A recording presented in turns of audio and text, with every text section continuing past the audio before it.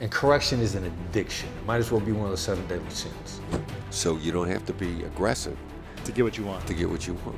The last impression is a lasting impression, no matter what. Everything in life is a negotiation. And in this video, former FBI negotiator Chris Voss breaks down the secrets to getting anything you want in business and life. My job to get on the phone was to be the immovable nice guy. And the nicer you are, the more movable you could be. Forgive me for picking on Mr. Donald Trump right now. But, the style of being, you can be very aggressive or very assertive without being aggressive. And his style is, he wants to yell at people, he wants to intimidate his way in. You don't have to give up that much assertion. You don't want to be that mean. You don't want to be that hard on people. For example, what do you mean? Like how? Well, we're in L.A. Yes. There's a great guy here in town. His name is Tom Girardi. Voted top trial attorney in California several years in a row by the Bar Association. He gets voted top trial attorney so many times that when they put it on the front page, they say, again. Wow. So he comes in and he's a guest in my class at USC. And and I know he's a top trial attorney, but I don't know his style. I figure he's going to be an attack dog. Because I spent so much time in New York, I'm used to attack dog attorneys. And Tom walks into the class and he says, the key to negotiation is being nice and gentle. Now, what Tom does by being nice is get you to drop your guard. And Tom is an immovable, unrelenting opponent. And that's why he's so successful, and he's ridiculously nice about it. Like, he smiles and he chats with people, and he always talks about how we'll collaborate with each other in the future. You get into an argument with him, and immediately he'll bend it, where he's talking with you about how you and I are going to be successful together 10 years from now, or in the future, which is the same thing a hostage negotiator does. Like, if you're barricading the bank, I'm going to say, my first goal is to get you out of there alive. Well, I picked a point in the future that we can collaborate on. Tom Girardi does this instinctively, and he's just super nice about it. I mean, like, either you're going to cooperate with him because you like him so much, he's never going to let up on you, or more than likely you're going to say something accidentally. And he gets people saying stuff accidentally, and then he doesn't jump on you if you say something accidentally. Right. He lets you say so many things accidentally. What do you mean that accidentally? You gotta give it. Well, like, he loves to get people on uncovered emails that they never should have written. Like, if you send Tom an email saying, Tom, let's go have lunch together, he will not email you back saying okay. Because he doesn't put anything in emails, because that's a downfall of almost every single lawsuit. Somebody who's done something wrong is going to put it in an email. Wow. And Tom knows if he's nice to the other side long enough, he's going to figure out where those emails are. So, and that's what people do all the time. Lawsuits are uncovered. People get into trouble with what they put in emails. When they say, hey, they send an email to somebody else, they say, hey, we shouldn't be doing this. And a person sends an email back saying, like, yeah, it's okay, nobody's ever going to find out. Oh, my gosh. In today's day and age, people put stuff in emails. And so Tom knows he's just relentlessly nice, relentless, and the most charming guy you ever met in your life. Wow. So you don't have to be aggressive. Secret to gaining the upper hand in a negotiation is giving the other side the illusion of control. Now, I'm coming at you as a very control-oriented negotiator. Right. As soon as you don't struggle with me over control, you actually begin to gain an advantage. Because then you feel like you're in control. Right. And you don't have to try to gain it anymore. Right. I'm more than likely going to start dropping if I'm a control freak guy. If I want to talk all the time, I'm a control freak guy. Control freak negotiators who want to talk all the time, they feel out of control when they're not talking.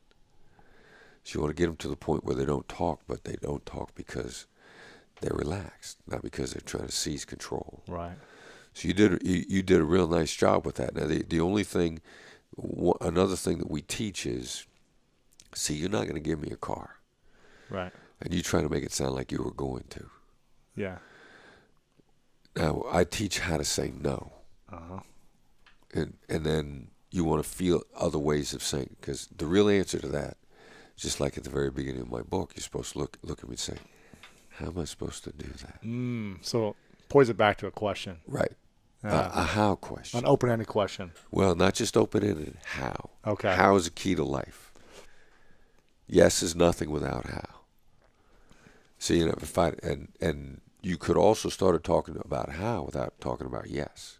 So just say, would I even How say? would I, you could say, how would I do that? Would I say I'd love to get you what you need? How would I do that? Just Or how don't would I- I do that? How would I do that? So give them the control to figure out the solution. Right. How am I supposed to get you the car in that time frame?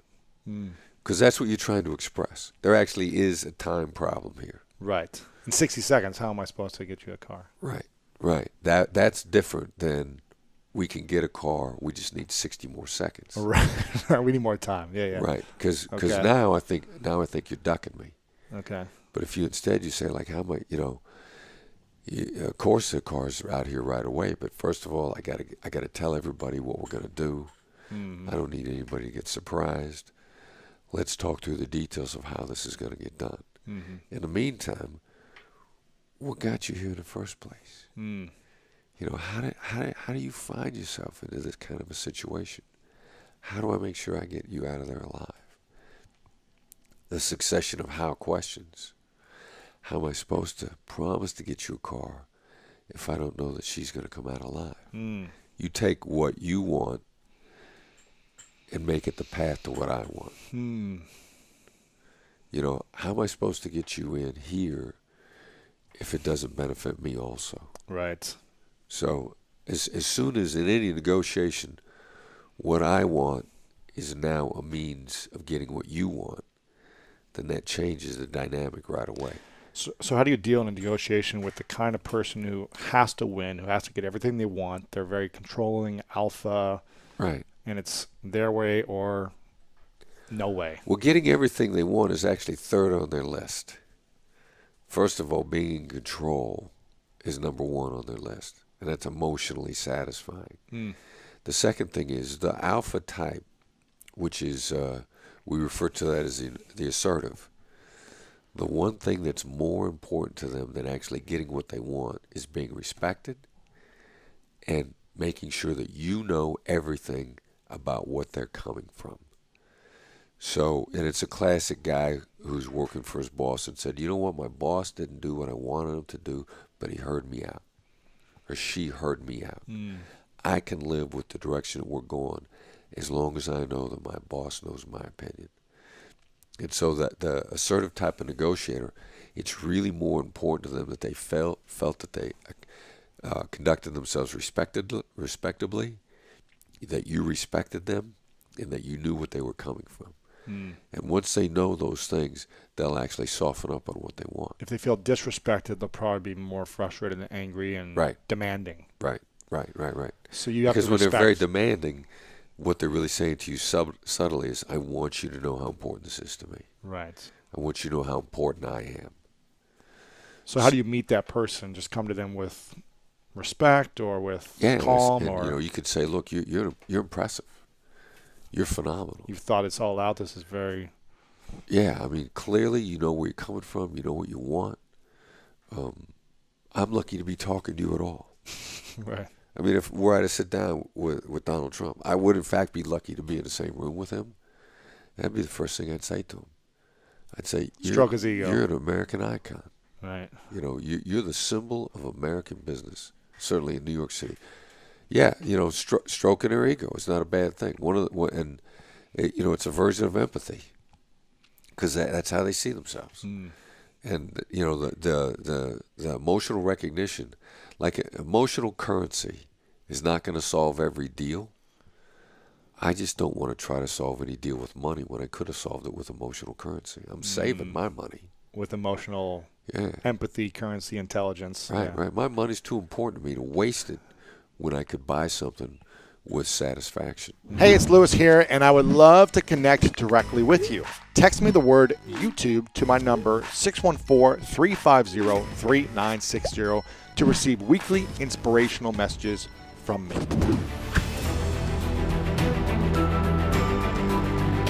I'm doing a lot of coaching in the real estate industry with a gentleman named Steve Shaw, performance coach, cool guy, played in the Super Bowl.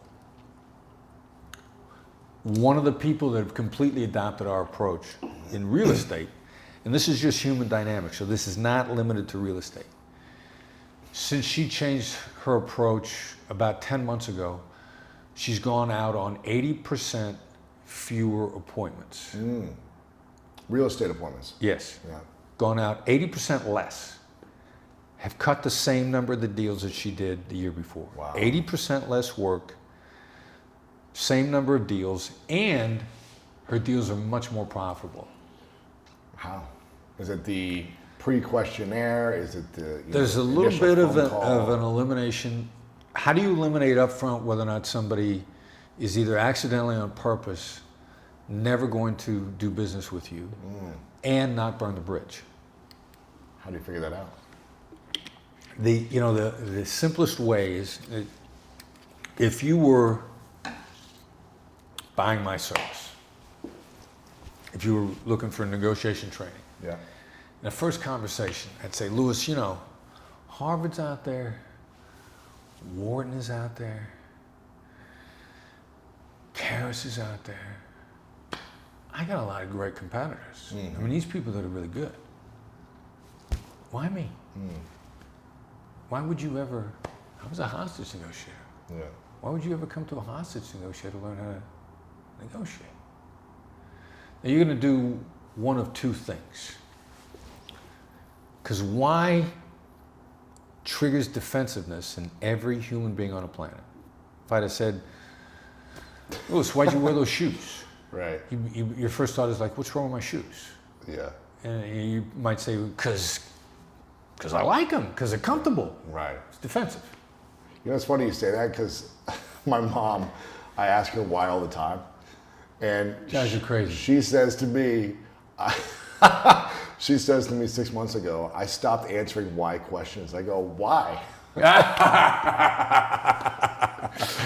So, but it's interesting. So why is why? Globally, the word why always creates defensiveness on anybody we ask it. Now, you may not always be accusing them when you use the word, but if I've done something wrong, you're going to say, why'd you do that? Yeah, it's the That's worst. everybody's first response when they think somebody's something. And so we hit it enough, we're always defensive. So, but if I say, why would you do business with me? If you're going to do it, you're going to defend it. You're going to say, well, hostage negotiating. You negotiate under pressure. Interesting. So you reversed psychology. It's a little bit of reverse psychology. Wow. So either you're going to give me the reasons right away, because I've just hit an emotional button in you. I've actually hit two. I've created defensiveness, and also it gives you think I need to be corrected, and correction is an addiction. It might as well be one of the 7 deadly sins. I can trick you. I can get you to tell me so much more if you're correcting me. I can get you to say things to me that you would never say to me otherwise. Interesting. I don't think I've ever thought of this. So when That's why we do what we do. So I think I actually started doing this unintentionally, but I didn't know, I wasn't saying why necessarily, but I remember I had this high ticket mastermind called the Greatness Mastermind for the last 3 years.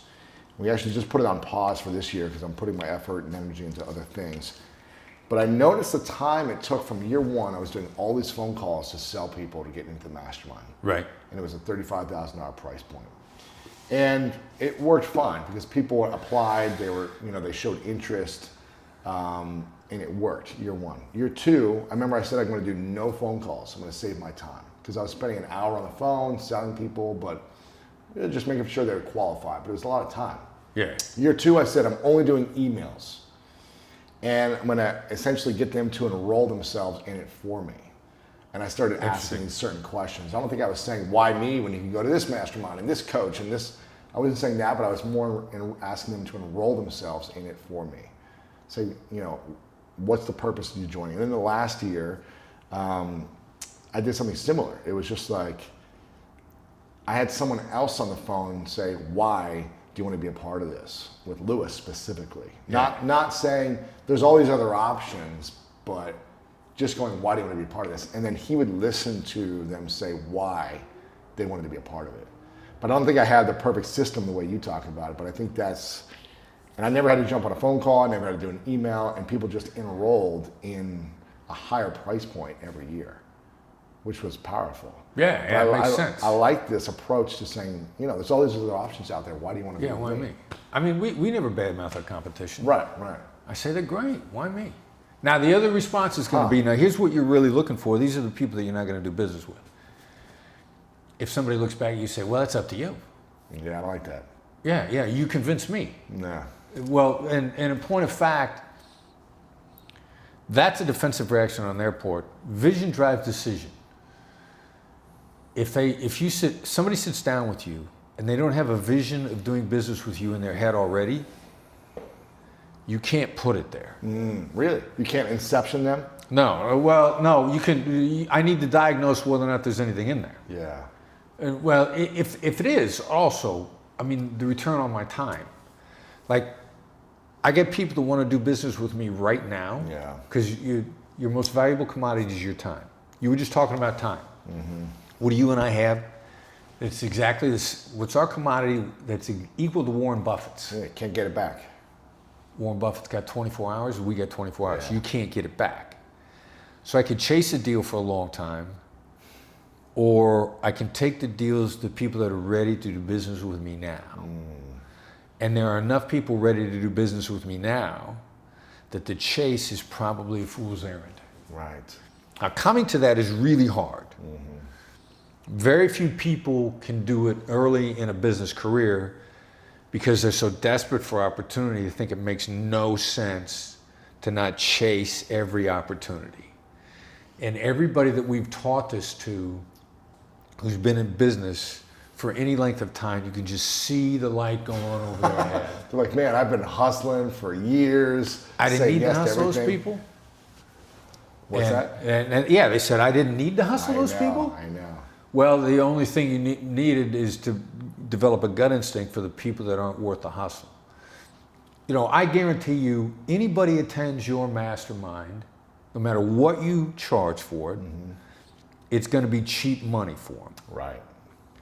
But if my mindset isn't there to start with, if I show up, I'm not going to pay attention. My mind's going to be in other places. I'll be wasting my time. Right. So you don't want to sell those people anyways. You want to get the people that already have a vision of working with you, it sounds like. Right. Or a vision of working with you where they realize the visions align. Yeah. And now this is a great collaboration. Right. But if the visions or the values, if the core values don't align, What if there's someone who's just starting out in a business, they maybe don't have the reputation, they don't have the credibility yet, they don't have the audience size where people aren't coming to them, seeking them out yet. They're trying to make a name for themselves. The new real estate agent who's never done a deal, the new videographer who's trying to get their first client. Like, how do you get them to say, well, why do you want to work with me if I've never had the experience? well, they're not going to be able to answer that question. Gotcha. So, but there's another way to do it. An attorney I hired recently on a very specific issue wrote a white paper on that topic and put it out there. So I already knew he knew what he was talking about. He put that out. He demonstrated an expertise in the area. He took the time to do the research. He took the time to review the issues. He took the time to write this white paper, and he put it out there. It was an issue that we were struggling with internally. I had an intern at the time. He says, hey, I find this attorney wrote this white paper. I'm like, perfect, bang. We went in right away, and I knew that he had it. So if you're just starting out, put an article on LinkedIn demonstrating what you know at that point in time. Credibility, yeah. You know, people want to know if you understand. And so you can be brand new in an industry and develop an understanding of some aspect of that industry in short order. LinkedIn is one of those great, it's a marketing tool. It's a marketing platform. Put a piece out on LinkedIn. Yeah. Pretty good chance it's going to create some more back and forth. There's going to be a bunch of people that are going to be critical of you. 9 out of 10 of them aren't going to know what they're talking about. But a couple of people who are on your side will add some comments that'll help refine what you know. And now you've just demonstrated you're bringing value to the table the minute you walk in the room.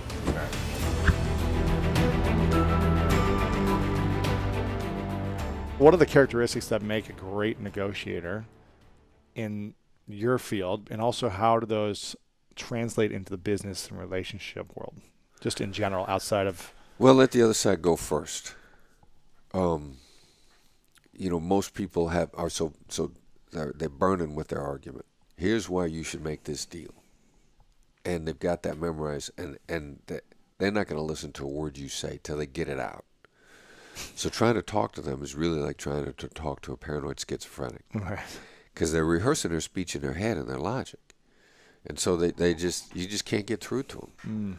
So you let them go. You let them go first, and another guy, Ned Colletti, former GM of the Dodgers, friend of mine here in town, phenomenal negotiator. Mm-hmm. He's lectured at my class at USC also. And Ned always likes to let the other side go first. He did the Barry Bonds deal. He's done a ton of deals across the board. And Ned says, well, in a 2-hour phone call, there's going to be 90 seconds of solid gold, where the person I'm talking to, based on changes that they made in their tone of voice and the adjectives that they used.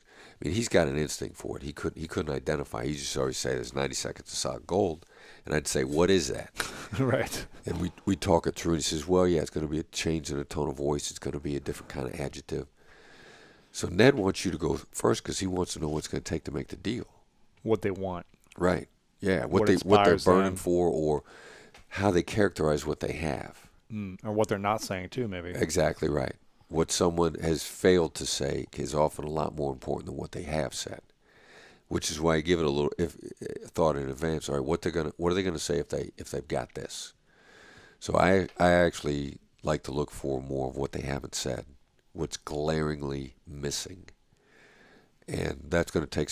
I'm going to need you to walk through it a couple of times before that jumps out at me. Okay.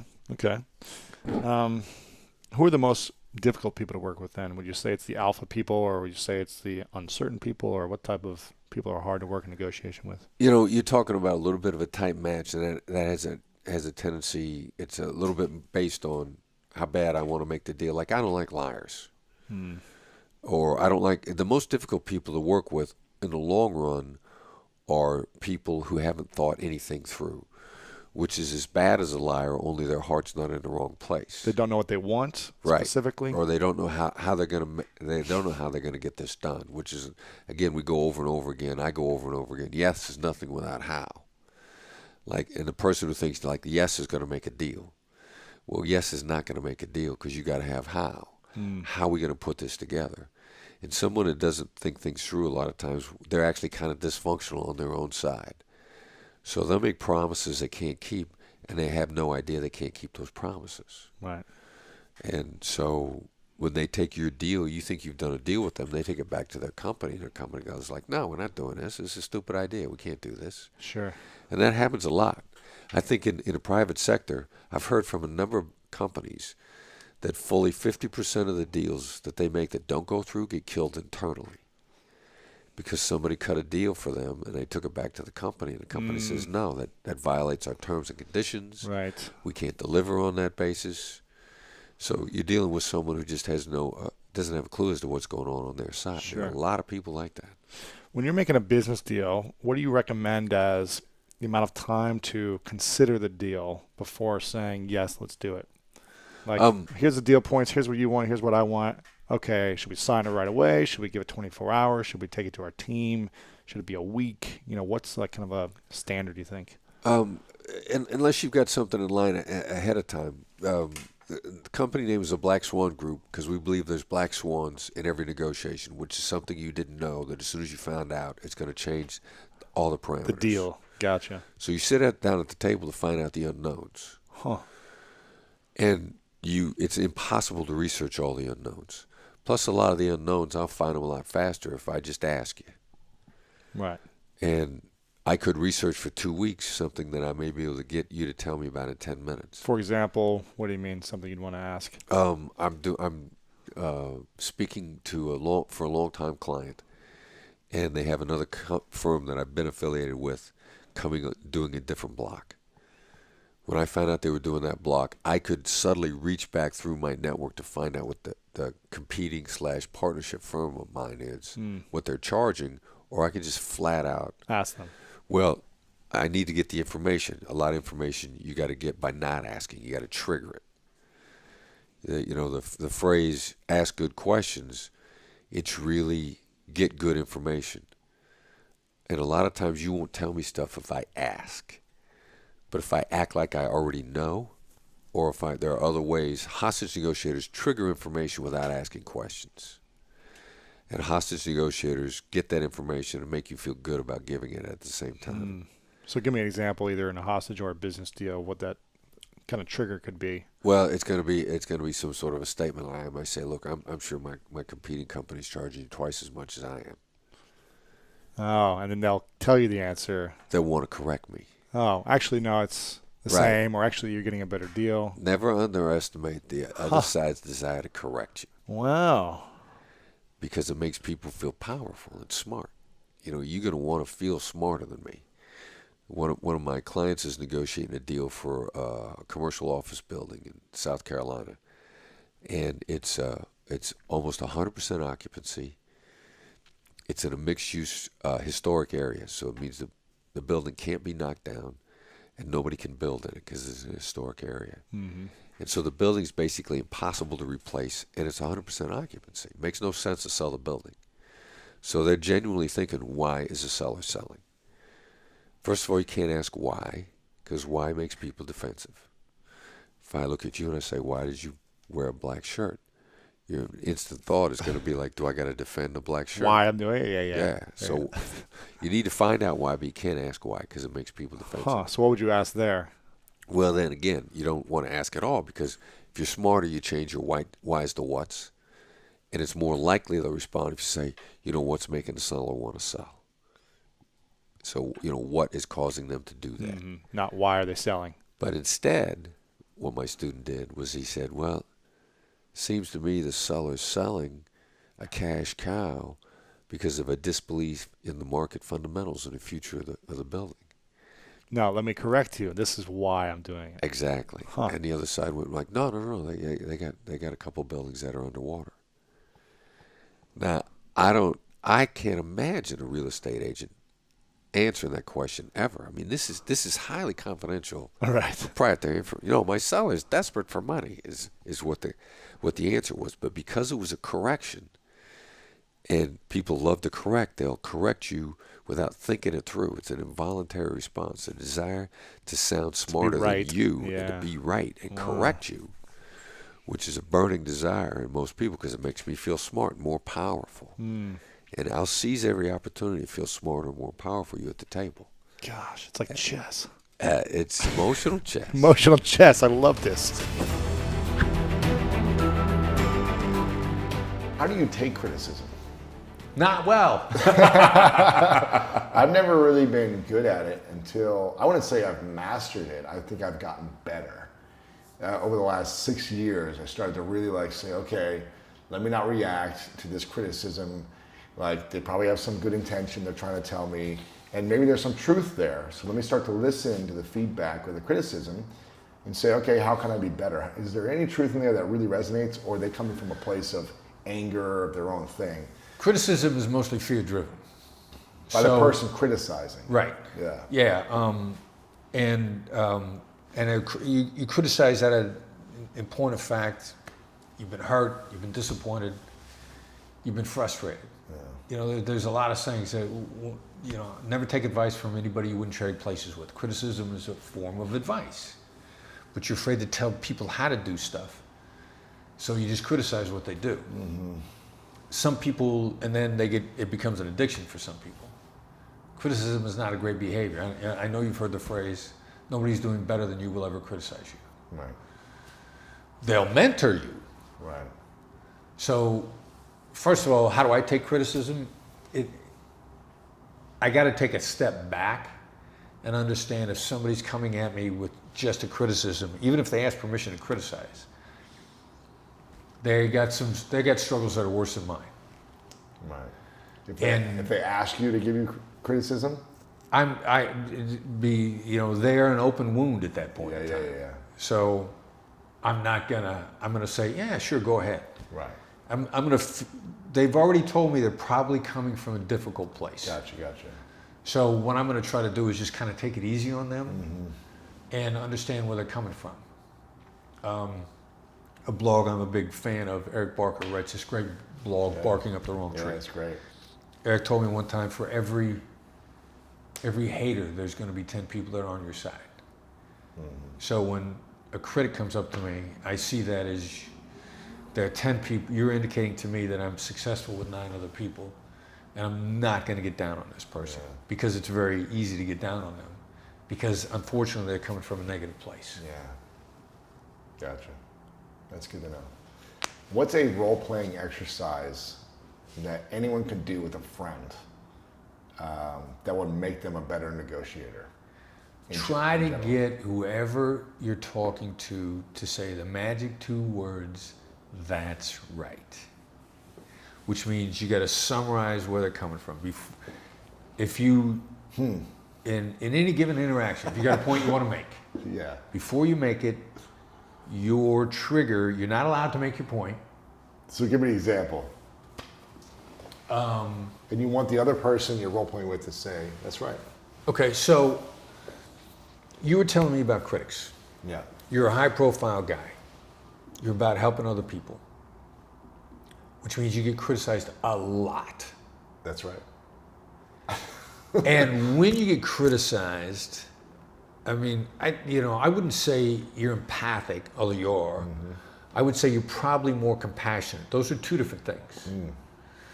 Empathy is, you have to have empathy to be compassionate, but empathy is not compassion. Compassion is the next step. Empathy is a compassionate thing to do, genuinely understanding somebody. But there's a real fine line there. They're distinct things. And I think you have a tremendous amount of compassion for people. So you know that when someone criticizes you, they're attacking you. But you also know that they've been hurt and they're struggling. So you want to know how to respond to them and have them better as a result of the interaction, instead of coming back and making them feel worse. And you struggle with that because you're under attack, and you try not to fire back at them. Right. Yeah. That's right. There you go. So you want to have a conversation with someone. If you could summarize their point of view first. Summarize the other person's. When you summarize what the other person's struggling with. In any type of deal making. In any type of deal. A business deal, a relationship, buying coffee, upgrading, whatever it is. Right. Gotcha. Yeah. Then after that, you can make your point. Interesting. Make your point or make your proposal or whatever. So if you're trying to get an upgrade if you're trying to get an upgrade on an airport, on a plane or at a hotel. Right. Or trying to get a supersize me for free. Right. You're trying to get some type of upgrade for free. Right. Would you do the same thing? Would you say, I know you're going through, it seems like it's been a long day for you. Well, you can look at them and tell whether or not it's going to be a long day. So right off the bat, you say, long day? Right. And then as soon as you get ready to make your ask, what's their instinctive response, their knee-jerk reaction? What's that going to be? When I make an ask?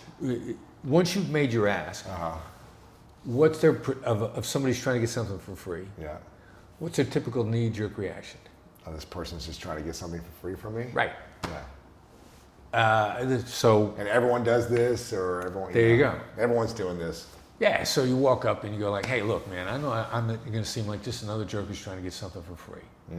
Somebody who treats you like you're their servant. Oh man. Somebody who doesn't care about you, could care less whether you live or die. They only care that you're alive long enough to make my coffee. Because that's what the other guy's thinking. How do you articulate what they're thinking, especially the negative stuff about you? When you say that, they're going to be like, no. But what you did was you just woke them up. You snapped them out of the negative loop that's in their head. Because the last guy come in and said, yeah, I want to, and I want it now. And I hate waiting in line at Starbucks. Do you do this all the time, all day long? Are you constantly in the game of negotiation with people? It's that, that I brushed my teeth today just because I brushed them yesterday.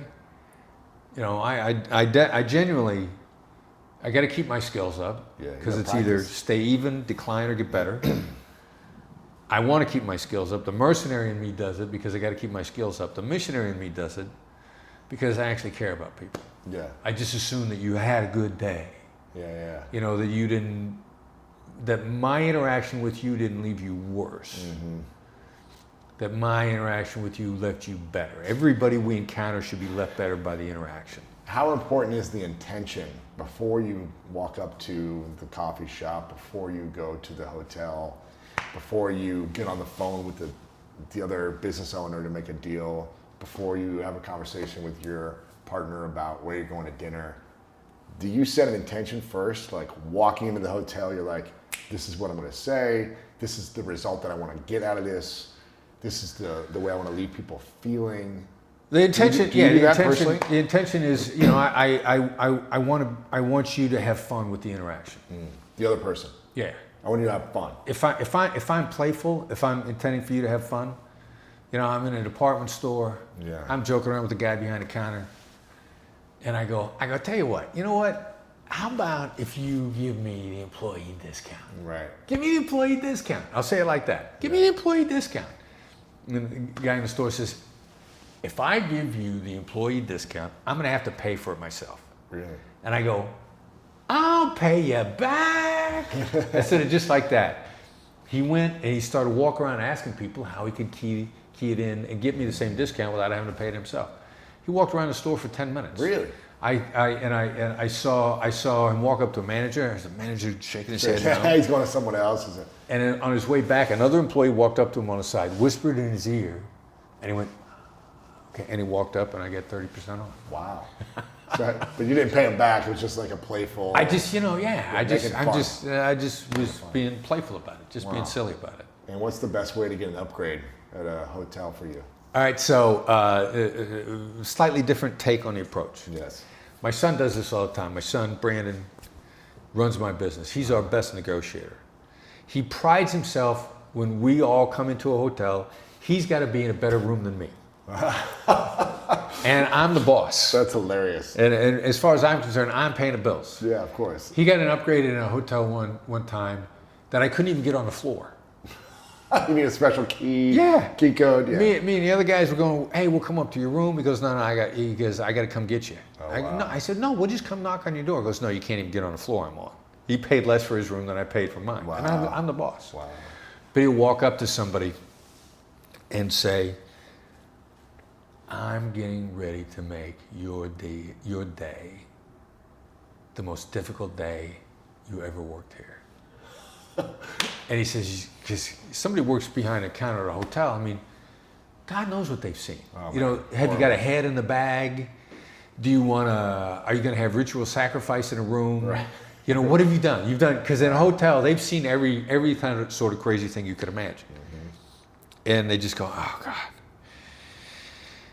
What is it? And he goes,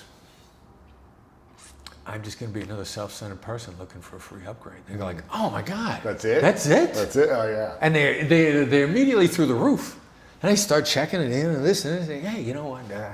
Yeah, I tell you what, let me give you this room. It's on the exclusive floor. It's in a presidential suite. President ain't coming, so I'm going to give you the president. Right. I know the president ain't coming tonight. We're holding a suite for him just in case. You can have it. He's not going to be here. Wow.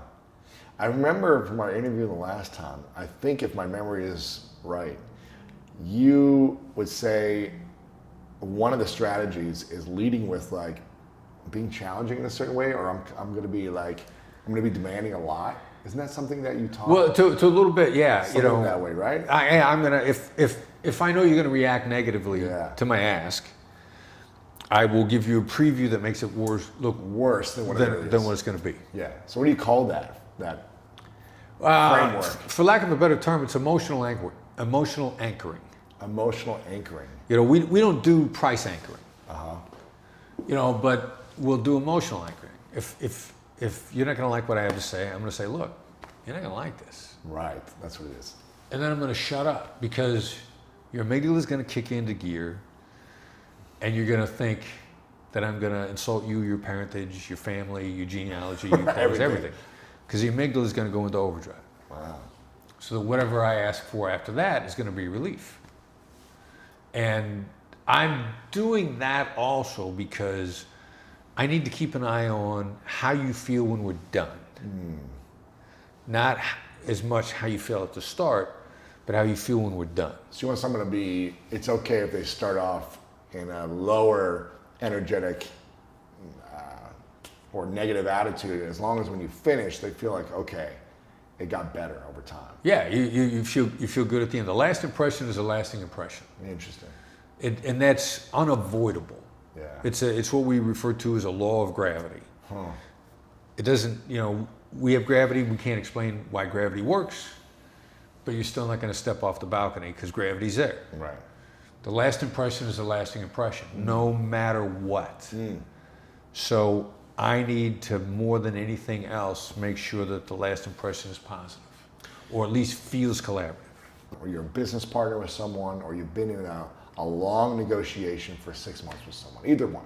Right. You've been a business partner working together for a year or two, or you've been trying to find a deal with someone else for a year or two. Right. And both, taking too long, Both by the way. options are taking too long. Right. That you haven't been getting the results you want, and you feel like you've been taken advantage of a little bit. Let's just say that. How do you, and it's going, it started off good and it's going the opposite way. Right. It's getting worse and worse. How do you finalize it so that it goes back to a high or a higher mark, leaving you feeling better and leaving the other person feeling better? Or you get out of it. Yeah, or you just get out of it. But you just say, okay, I'm done, bye, I don't want to talk to you.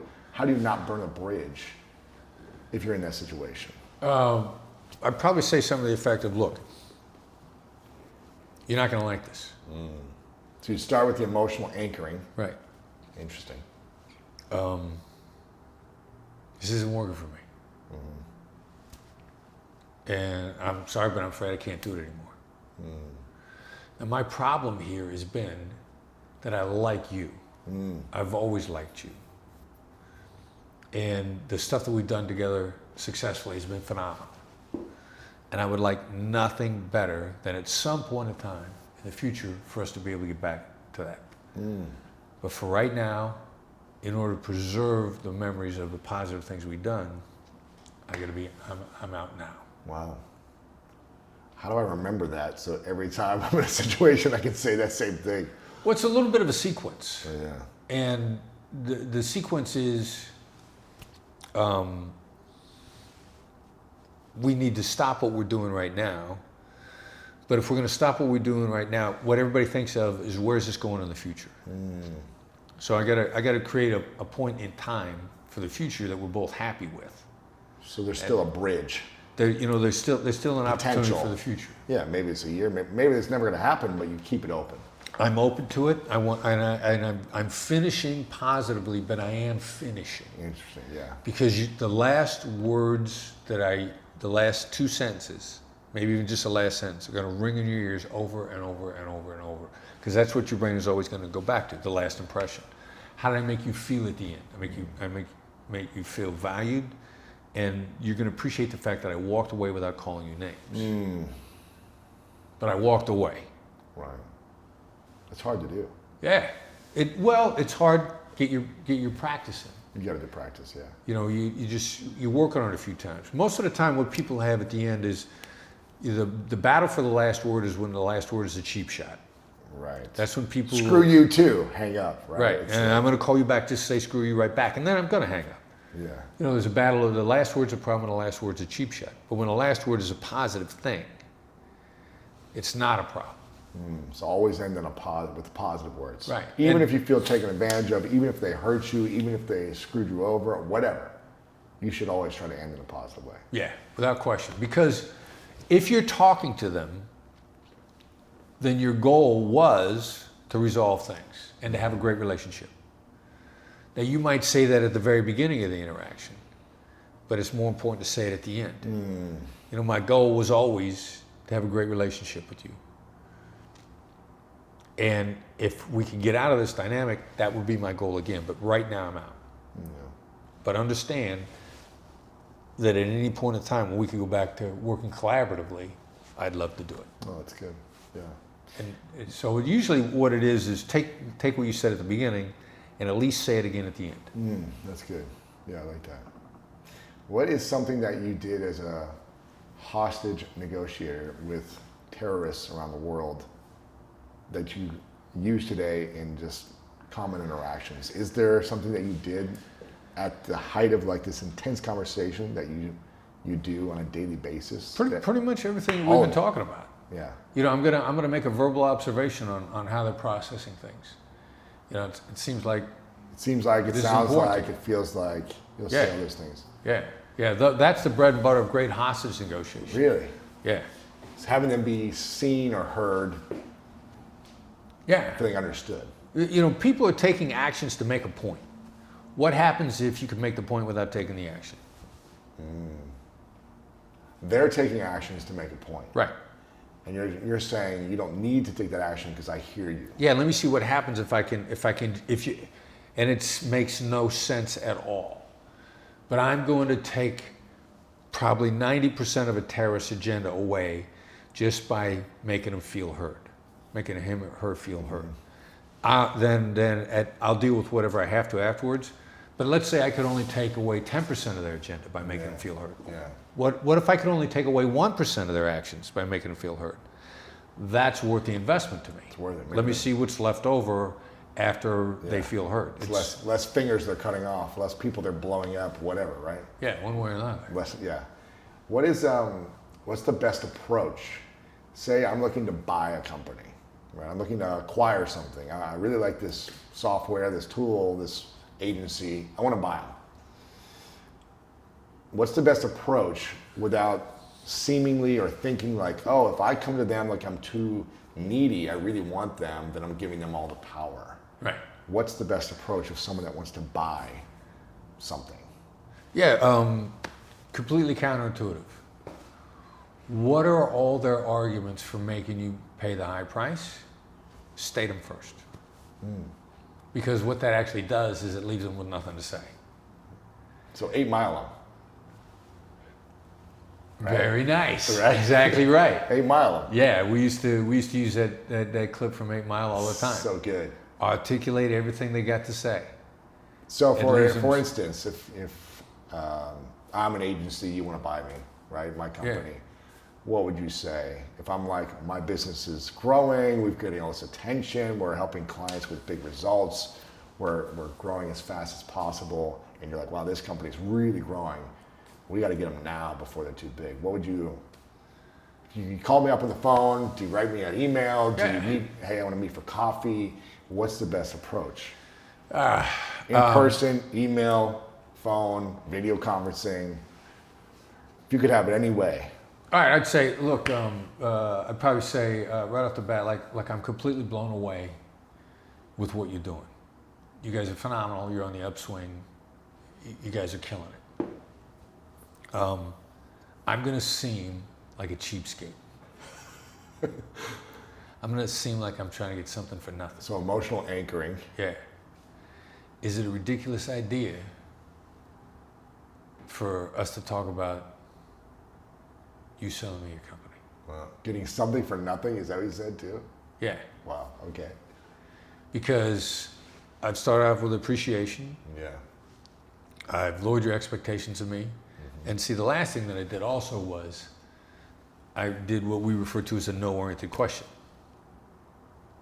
Instead of saying, would you like to buy? Would you like to talk to me about selling your company? I'd say, is it a ridiculous idea for us to talk about you selling me your company? And what if I say, yeah, it's kind of ridiculous? And we're done. I never had a shot to begin with. Oh. See, this is about keeping me out of deals that either I'm never going to make or I don't want to make. So it saved you 6 months of your life potentially in a 2-minute phone call. Right. But if they say, yeah, we're growing super fast, it'd be hard for me to really want to sell right now, but you know, if you made me a great offer, I'd be open. And I'd say, sounds to me like there's just no way that I'm going to be able to ever make you happy. Because I need a great offer. Yeah. If you say something like that to me, what you're actually doing is trying to get a really high bid out of me to soothe your ego. You want to go back to the employees and say, you know what, we're worth $150 million, and I turned it down because in 5 years we're going to be worth $450 million. Wow.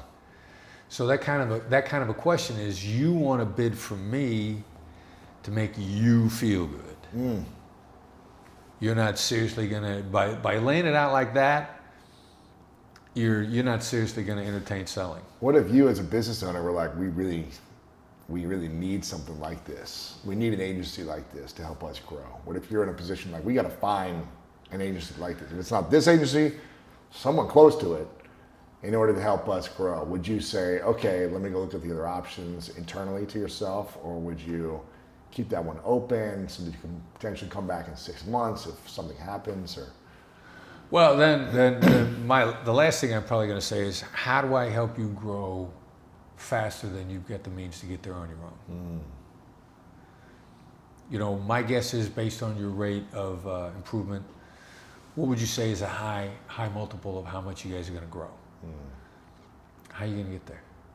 right.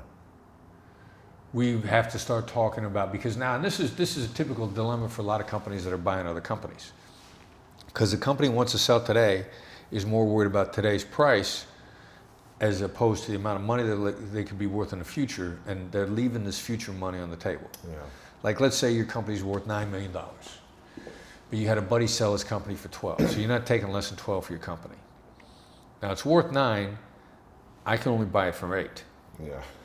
But I can take you to 200 That's interesting. in 3 years. So you got to show them the future potential as opposed to. Now the contrast, the fear of loss is our ultimate decision-making tool. People most of the time will sacrifice the future because of the present. But what you need to do is not sacrifice the future over the present. So I'll say to you, so $2 million today is worth more to you than $130 million in 3 years? Wow, that's good. And then you go like, wait a minute, no, that doesn't make any sense. Right. So you need to reframe it for people. Right. Interesting. Because people are almost always framed on the wrong thing. Yeah. Almost always framed on today as opposed to where could we be tomorrow. My favorite way to say no, which I got, the how question before. The favorite way to say no is, how am I supposed to do that? Just real calm deference. There's great power in deference. That's what I did in kidnappings, bank robberies, everything. How am I supposed to do that? And what if they say, I don't care, figure it out, or she's dead? Well, then you know that you've pushed them as far as you can, and that means you got to pivot to something else. Now, and that's actually where you want to get to, because the strategy of negotiation is to find out you want to max every term if you can, and the only way to max that is to find out that I've hit you to the full limit without making you angry enough that you slam your hands down and walk away. Because even your reaction or just you now, shoot someone, or you shoot someone, your reaction to us now is like, look, you got to do it, or things are going to go bad. yeah. And it was one of my students here in town is negotiating for a luxury client to rent a house in Hollywood Hills, and $20,000 a month was a rental, and They were trying to get the rental, or they were trying to lease it? trying to get it. Gotcha. And so The person said it's $20,000 a month. right. Yep. And it's from his client's extremely wealthy. So and you're negotiating a wealthy market. The other side always thinks you got all the money in the world. And so he just said, how am I supposed to do that? And they said, okay, well, and they shifted the terms, and he cut the price, and he moved a bunch of other terms around. Then they negotiated for a while longer, and then he said, again on the price, he says, how's my client supposed to pay that?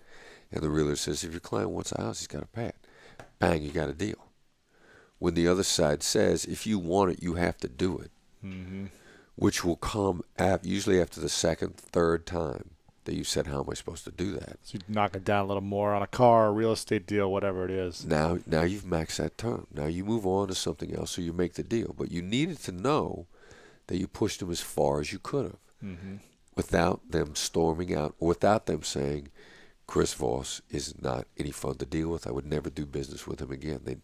How am I supposed to do that in a deferential way? Right. They still feel in control. You're not saying, screw you, that's too much. Like, what are you, out of your mind? Right. And if you don't make the deal at that point, then what they say after the fact, they say, I didn't make a deal, but I deal with him again. You know, they're all right. They're all right to deal with. Did they get the lease? How much did they get? Yeah, they got it. How much? You know? They knocked it down to less than 20, and then they got some softness on some other terms. Gotcha. And then they cut the deal for the house. There you go. And I wish I was paying $20,000 a month for a house. That's a lot of money for a house. $20,000 a month. Wow, that's a rich student. Yeah. Well, USC, they get there are That's people true. that are involved in a lot of lucrative deals. Yeah. So you're saying, what is the importance of empathy in a negotiation? When I'm hearing you say it's extremely important, and that's why you feel like a woman would be a better negotiator in general because they have more empathy in general, or? Well, it's the shortest. Most people have confused sympathy with empathy. Okay, what's the difference? Empathy is I can see you're upset. It's just identifying how you feel. Sympathy is like, wow, I feel bad for you. So feeling sorry or bad for someone is sympathy. Sympathy. It is in fact in view. It doesn't help anybody. Like I don't care if you feel bad for me. Right. I could care less. So sympathy is not a good thing Sympathy is a weakness as a negotiator. as in a negotiation. Empathy is a good thing. Empathy and tactical empathy, because we've really taken it past just empathy in general. Mm-hmm. Like we've been doing this long enough that I know what I'm looking for before we sit down. I know that I need to find out the stuff that are negative emotions for you because I need to get them out of the way of the deal. And I need to find out the stuff that are positive emotions for you because I want to reinforce that to make the deal. And I know that the negatives are going to be a bigger deal to you than the positives are. So can you give me an example of this in a business deal? What that would? Well, if I don't like doing business with Donald Trump at all, then if he's annoyed me to the point where I get enough satisfaction keeping money out of his hands, I won't make that deal. Or if I'm in a business deal where the other side, and I've thought about this, like you annoy me so much That I don't want you to get anything. that I'll take less money to keep you out. Right. So how would you eliminate something like that negative in the deal so that you could? Well, then say like, if I think that you're negative towards me, I'm going to say, look, I'm sure it seems like I'm greedy here. If I say to you like, I'm sure I'm going to seem very greedy here, that sets me up to ask for a lot of money. Because there's actually science that backs this up now. Identifying a negative diminishes it every time. So if I'm going to make a big grab for the money, you're going to think I'm greedy. And I need to get that out of the way, because if I'm too greedy, you're gonna get some satisfaction by keeping me from the money, even if you don't get any. Right. And so I'm going to say, look, I'm going to seem real greedy here. I'm going to seem like I'm very self-centered, and that I'm greedy, and that I'm not looking out for you at all. And then I'll just let it sit. And you'll take a lot more from me, a lot. You'll allow me to take more if I've said that in advance. Up front, really. Yeah.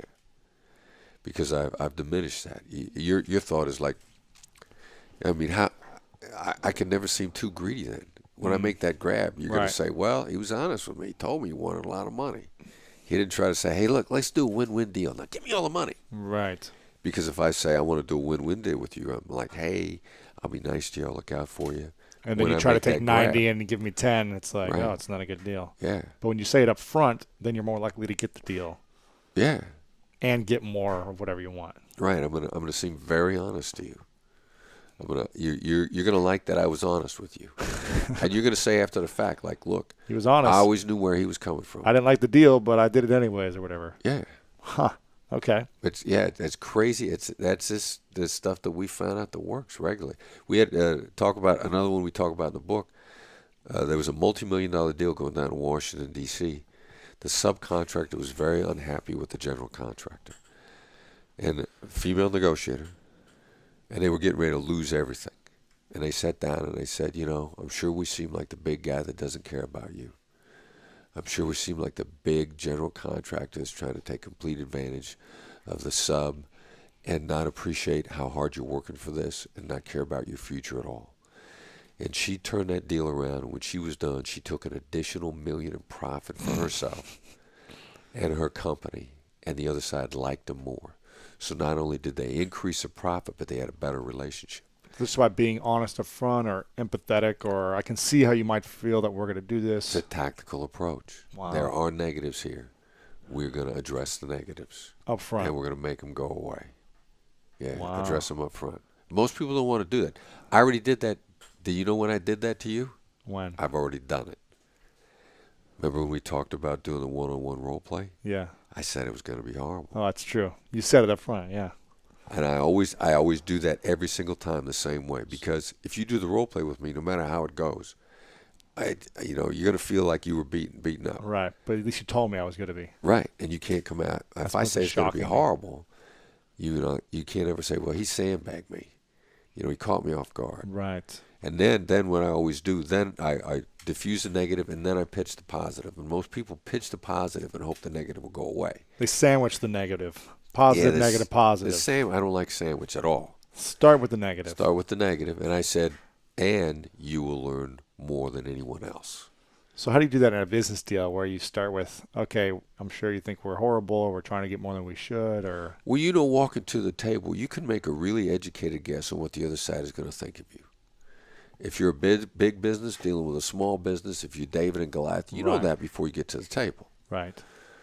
Flip side around, if you're new to the industry and you're trying to work your way into the industry, how do you look to somebody who's been in the industry? You look like an intruder. Mm-hmm. I'm sure I look like an intruder. I'm sure I look wet behind the ears. I'm sure I look like I don't have any experience in this area. Because if I'm new to the industry and I'm talking to somebody who's been in the industry for a while, what I want is money you've got. I want a piece of your pie. It's a nice big pie here, and I want to take a big bite out of it. Right. If I'm new to the industry. And so, it doesn't take a genius to talk it through and go like, yeah, somebody who's new to the industry is trying to hammer their way in. They got no respect for people that have already been there. And I'll say that, I'm sure I look like an intruder here. So how do you frame the positive afterwards then? You go, I look like an intruder, but... And then I'll say, and there's money to be made here that wasn't there otherwise. Because if I'm new to the industry, especially if I'm bringing a deal in, I'm bringing you found money. The worst thing I could do is say, hey, look, I got some found money for you. Right. Let me bring this to you. Sure. You're going to be like, you ain't bringing me nothing. I'm fine. Right. I could pay my bills before you walked in the door. I didn't need you to pay my bills. So, but I want to make that point. So I got somewhere I'm going. I'm going to say, I'm sure I look like an intruder. I'm unappreciative. I'm wet behind the ears. You've been here for 1,000 years. I don't know anything. So always lead with the negative or the elephant in the room. The elephant in the room. That's exactly right. Doesn't have to be negative, but the elephant in the room, identify it. That elephant always gets smaller. Every time you call the elephant in the room out. Again, and there's a subtle difference too. I never deny it. Like if there's a difference between me saying, I'm sure I seem like an intruder, which is good, and if I say to you, I don't want you to think I'm an intruder. That's a denial. That's going to be what I am an intruder. Yeah. In your mind. Yeah. I'm coming into this new. I'm coming to this. Yeah. Denial magnifies negatives. There's a subtle difference between denial and observation. And if I say, look, man, I don't want you to think I'm an intruder here. I don't want you to think I'm wet behind the ears and that I don't know what I'm doing. Immediately, you're thinking that because I denied it. And that's why, and that subtle difference is night and day in negotiations. That subtle difference makes all of it. I'm doing, when I'm working on my book deal, I don't know if my agent will listen to this or not, but I use this with my agent one time because I'm a bad client if somebody's negotiating on my behalf. Because at some point in time, I'm going to jump in with no warning. Of course. And not listen to you. This is how it's supposed to be done. Yeah. Yeah, I can only sit back for so long. And so I'm getting ready. I'm jumping in the middle of this price negotiation with a potential writer. With the writer, okay. Before I came across Tall is a superstar. Yes. He is the best business book writer on the planet. He's great. And so before I came across Tall, we're working with trying to get something going with another guy. And I jumped in the middle of it with no warning without telling my agent. So I did it in an email, and then I constructed an email to my agent at the same time. Now, if somebody's supposed to be keeping their mouth shut in a negotiation, the name you might call them might be a loose cannon. Okay. Somebody who pipes up when they're supposed to shut up. Sure. And they don't check with anybody else, loose cannon. So I crafted an email to my agent at the same time. And at first I wrote it wrong the first time. I'll admit I said, I don't want you to think I'm a loose cannon. And then I went back and edited it. And I said, I'm sure I seem like a loose cannon. So he couldn't deny it. Right. Or you weren't denying it. You were. But this is a predictable negative. Sure. I seem like a loose. And I said, I'm sure I seem like a loose cannon. Sent him the email. As soon as he read it, he sent me back, no, I don't. I always respect a bold move. Wow. So I'd call the negative out. It doesn't take a genius to figure it out. And just call it out. Identify the elephant in the room. Don't deny it. If I'd say, no, there ain't no elephant in the room. Right. Yes, there is. Sure. And he has responded immediately. Were you part of negotiating with the publisher as well? Or did you let him do the job? No, he. What you need an agent for is really understand terms and conditions. Yeah. And a great source of intel. And so when the deal came through, plus I don't try to get every last dollar, and I don't try to get every last percentage. You want it to be a win-win. I want you to want to continue to do business with me In the future, And yes. if I cut your throat, you're not going to want to continue to do business with me. Or if they don't make out what they thought they wanted to, then Right. Yeah. Right. So yeah, in fact, even though I don't use the words, win-win. yeah. Why not? Because I first of all, it's shorthand for wimp win. Or so only two people really actually will throw that out in a negotiation. Someone who needs to be a stronger negotiator, or it's almost 1,000% now. If somebody says win-win to me early on, I know they're communicating to me they're going to try to make this deal without giving me any money. Really? I just don't think that way when I say it, though. But maybe that's most people. And you're a naturally collaborative guy. Yes. And you got a lot of non-tangibles to throw on the table to make it a great deal. Right. And a lot of people that haven't thought up those non-tangibles or non-monetary stuff to make it a great deal. Right. They just know that they got no money. Right. And if you approach the table and you got no money, how are you going to make that deal? A lot of people think, well, let's make it win-win. Right. And I'm so wonderful to deal with. Right. That you'll just be famous if you deal with me. Gotcha. Okay. So what do you say instead of that? I want to make this good for you and good for me?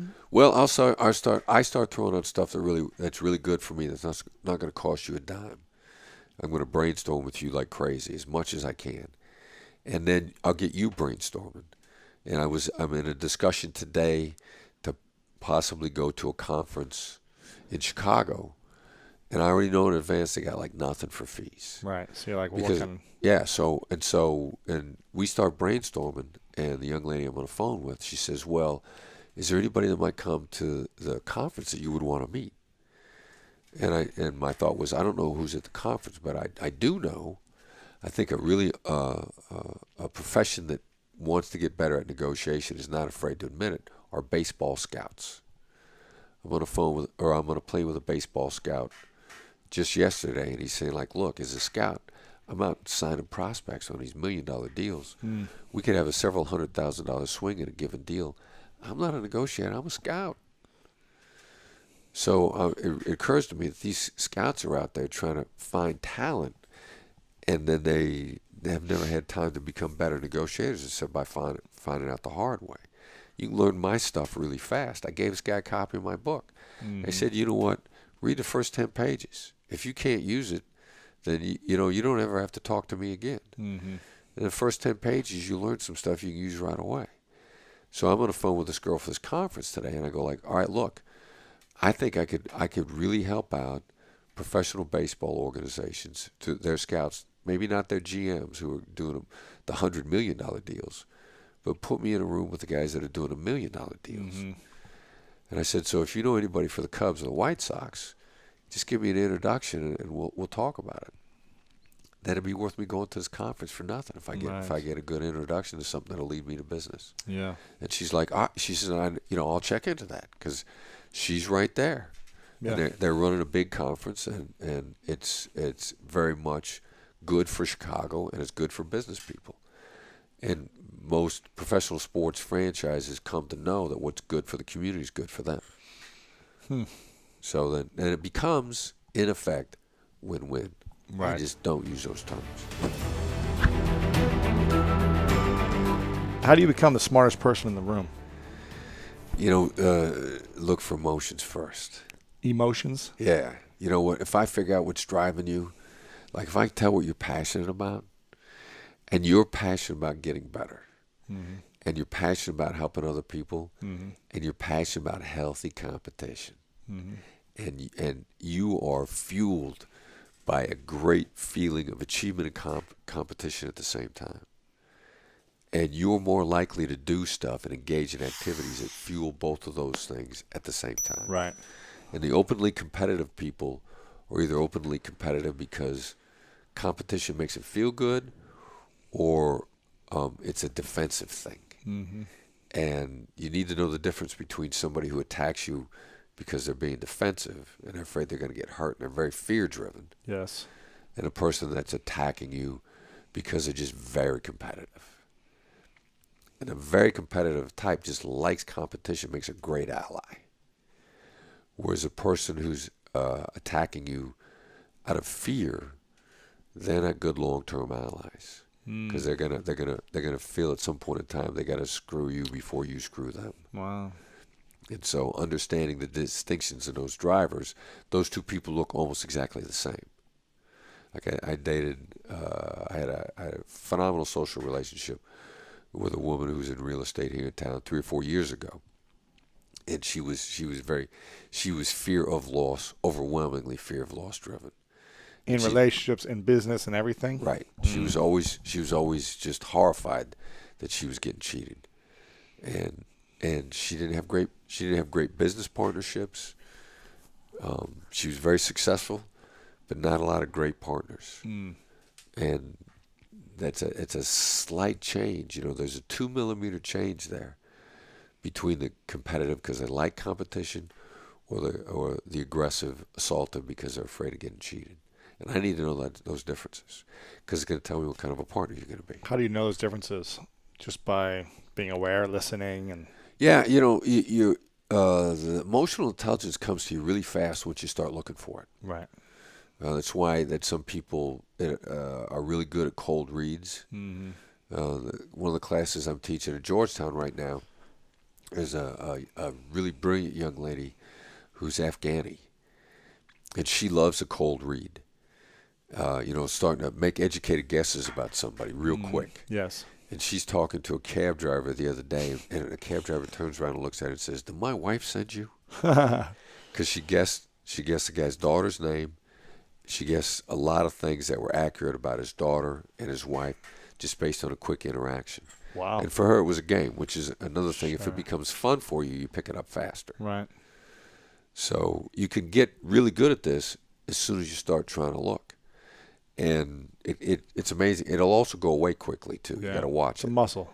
Yeah. Yeah. Atrophy. Exactly right. Yeah. You got to train on it. Wow.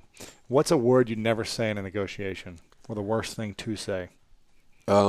Business deals or personal relationships, or Depends upon what's coming out, whose mouth it's coming out of. like, do you ever say no, or do you ever say? You know, I might need to say no. I like to let no out a little at a time, which is actually how am I supposed to do that? Is the first way that I say no. That's no, without saying no. Right. That's saying no to what's on the table, but not no to you.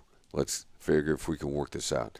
There may come a point in time when I say no, said and done. But I'm going to need to explore every option there. I mean, hearing yes is a bad thing to hear. So don't say yes. Yeah, yes in and of themselves. I would much rather say, okay, I'll do it. I love to say you win, because when you win, you're going to perform. Yes is nothing without how. I need you to perform at a top level. You perform at a higher level when you feel like you win. If you look at me and we make a deal and you say, okay, well, that's a resigned okay, and we're going to run into trouble when we go to implement, because the minute anything bad could happen by your inaction, there's a phrase, never be mean to someone who could hurt you by doing nothing, which nearly everybody can hurt you by doing nothing. Right. So saying, okay, I'll do it. Right. Or yes, you win. Or you win. Right. Right. Say yes. I want you to feel like you won. You win. So you got the better end of the deal. Yeah. Because are you going to hold to the deal if you got the best end of the deal? Right, of course. You're going to love it. You can brag about it. Awesome. Yeah. I got the better end. Huh. Right. So you win. okay, I'll do it, you win because you both of them together? If I say it, that's good because you won. If you say it, it's bad to me because you feel beat. I don't want you to feel beaten. Right. Which is one of the real big problems with negotiation because since I've been helping people get better at it, like I get more stories. A guy says, "Let me tell you about this deal. I had them over a barrel. There was nowhere for them to go. For all intents and purposes, I took them hostage." Well, I guarantee you that the person they beat was as passive aggressive as possible on the implementation of that deal. They didn't feel good left about it. Money on the table. They didn't feel good about it. Right. Huh. Right. So always make the other person feel like they got the better end of the deal. Right. Right. They won. And yeah, they won. And it was their idea. It was their idea. I like your idea. I'll do it. Something like that. Yeah. Okay. Yeah. I mean that's really good, and so that's why usually the one-word answers of yes and no, those are also frequently misunderstood too. There's three kinds of yeses. There's commitment, confirmation, and counterfeit. And most people are used to getting lured into a trap with yes. Would you like to make more money? Isn't it true this is the off season? Whatever setup yes there is. Would you like? Okay. Yeah. It's leading someplace. Yes. One of my students is on a honeymoon, and he's wanting to get an upgrade on his bungalow, and it's the off season in this resort. Now, what they typically do is they cut prices on their basic rooms, but not the honeymoon suites. But not the honeymoon right. suites. And he knows they're all vacant. Now, what he doesn't want to cut price on a regular room. He wants a honeymoon suite. And he starts out the conversation with isn't it true this is the off season? The general manager knows there's a trap there. So what's he say? And so the guy starts going sideways on him immediately. Oh, really? He didn't say yes. Right. He didn't want to say yes because he knows that yes is commitment and yes is probably a trap. And he knows, I don't know where you're going with this, but you're going someplace. That's what he said? Yeah. And then what happened? Well, then my student realized that he fell into this yes trap thing. So he had to kind of get back out of it, and they started talking. And instead of trying to get yeses and nos out of him, he started describing the situation. It started showing him a little bit. Yeah, well, I'm sure a lot of guys like me come in. We want a room. We don't want to pay anything for it. You get so many tourists that are in here in the off season, and they're cheap. That's why they're here in the off season anyway, because they're cheap to start with, and they don't want to pay anything for anything anyway. And now the managers appreciate where the guy's coming from. He ends up leading with the negative. Right. He ends up getting the upgrade. Really? Yeah. Free because he built a relationship and. Yeah, the guy's got an empty room. Yeah. Never been meeting somebody who could hurt you by doing nothing. Not giving you the empty room is doing nothing. Mm-hmm. You want this guy to give you a favor. And he doesn't own the hotel, and those rooms are normally vacant anyway. So his owner, whoever owns the hotel, they're not mad at him because those rooms are empty. They expected them to be empty. Yeah. So he's got options. Ultimately, you want to make the pitch like, you give me that upgrade, I'm going to be a fan for life. I'm going to tell everybody how well I was treated. I'm going to tell all my friends about this. Something I've done for the last 10 years, a friend of mine told me this line. That he's like, if you ever want an upgrade, if you ever want something better in the deal, use this line. And I swear I've been using it. Maybe it's been wrong, but I'd love your opinion. All right. I say, what's the chance you can help me with this? All right, so that's a what question to start with. What's the chance? Two things about that I like. First of all, it's a what question. Yeah. And secondly, what's the chance you can upgrade me? You're elevating the person when you're asking for help. So you're giving them power, right? Right. The opportunity to have power. Right. Yeah, so there's... And I don't know that I'd change that sentence at all. I might say in advance, look, this is really going to seem greedy of me. Because you can't leading with the negative. Leading with the negative. Wow. If you try to call out a negative that's not there, you won't plant it. If you try to deny a negative that's not there, you plant that baby. And that's why you have to know the difference between a denial and a straight observation. And that's a subtle difference because you're probably going to want to say before you ask the guy for a discount, you're probably going to say, this guy's going to think I'm cheap and I'm greedy. I don't want him to think that. So if you mention it all, you get instinct to say, look, I don't want you to think I'm cheap and greedy here. That's a denial. That plants it. So I bet you might think that I'm being a little greedy. I'm sure it's coming across. greedy. I'm being greedy, but what's the chance you can upgrade me? Yeah. Yeah. You can support me in getting upgraded. And so if asking for an upgrade as a human being, the guy's going, no, that's not greedy. You want him thinking no. You want him saying no. No's a great answer, because when somebody says no, they have just protected and defended themselves. Like, it's ridiculous. You will be stunned at what people are willing to say no to. I mean, just absolutely stunned. I'm coaching a guy who's working on a new position with the city of Beverly Hills, and they're constructing, since it's a new position, he sees this job description that he wants to take, but it's problematic the way they put it together. Yeah. And he says, how do I negotiate with these guys? Because this job description is not going to make it work. And I said, look at him across the table and say, do you want me to fail? And their answer is no. And I said, well, look at how this is set up. I'd love to have this job. But instead of saying, he wants to sit down with him and say, hey, look, this is never going to work the way you guys designed this. Right. You can't say that, though. You can't say that. Because then they're coming from defense mode or something. Or, Right. Now their ego's in a way. Where you say, because when you say, do you want me to fail? I mean, that gives them again to help you. Yeah, they say no. They protect themselves. You then come to the other guy's rescue. I mean, you're punching a lot of really powerful emotional triggers there when you say to somebody, you want me to fail. And one way or the other, I mean, we try to sit down and think of the most ridiculous question that they would never say yes to.